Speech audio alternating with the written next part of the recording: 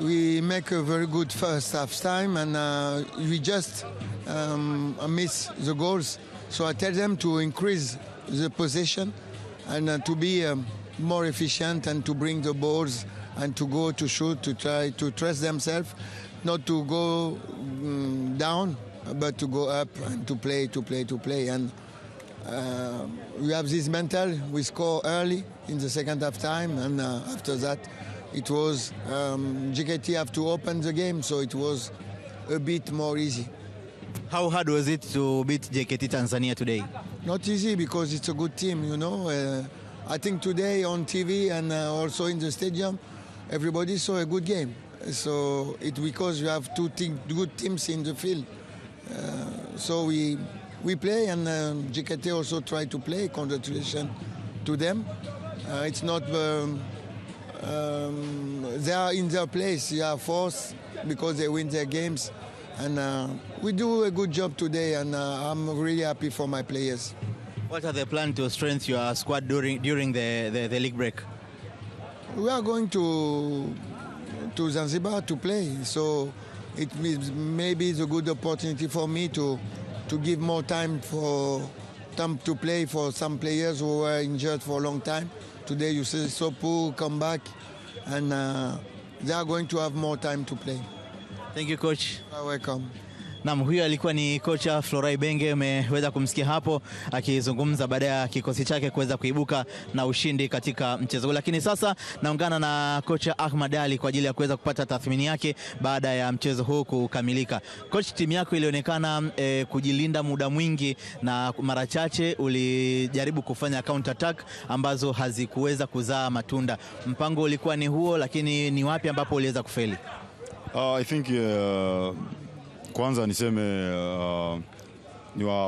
niwape pole vijana kwa hichi ambacho kimetokea.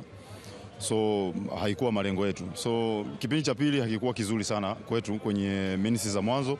Jinsi ya kustart kidogo concentration ili lose ndani ya dakika 11 tukatushafungwa goli 2. So kwenye plani ambayo tulikuja nao, I think second half hatukustart vizuri games, na mwisho wa siku tunacheza na timu ambayo iko na wachezaji wana quality, wameweza kutumia zile weakness.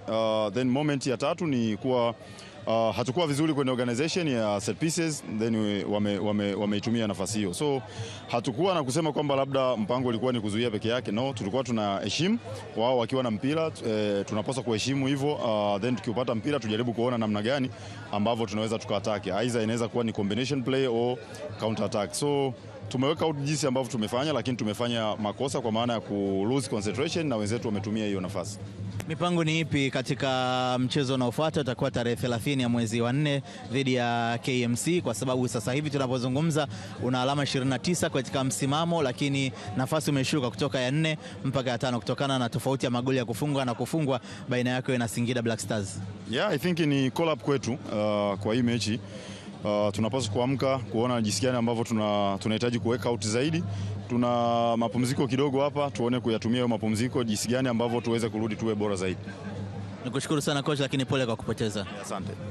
Naam, huyo alikuwa ni kocha Ahmad Ali. Umeweza kumsikia akizungumza hapo baada ya kikosi chake kupoteza kwa mabao 3-0, lakini aliyechaguliwa ama aliyetangazwa kwa mchezaji bora katika mchezo huu ni Idi Selemani Ali Idi Nado, ambaye anakabidhiwa sasa hapo tuzo yake baada ya kuwa mchezaji bora katika mchezo huu, akiwa ameweza kufanya vizuri katika mchezo huu, lakini akiwa amefunga magoli 2 katika mchezo huu. Na nitamuuliza swali moja ili Selemani Nado, kwanza hongera kwa kuchaguliwa kwa mchezaji bora, lakini pia umeweza kufunga magoli 2. Ulikuwa bora zaidi katika misingi ipi mpaka kuweza kufikia hiki ambacho umeweza kukiachieve? Kwanza ningependa kumshukuru Mungu, ila cha pili ni kusikiliza maelekezo ya mwalimu na kuweza kuyafanyia kazi, ndio kitu kilichofanya niweze kuwa bora. Mwalimu alinielekeza nicheze hivi na nikafuata, na naamini hicho ndio kilichofanya nifanye vizuri leo. Nikushukuru sana na hongera. Asante.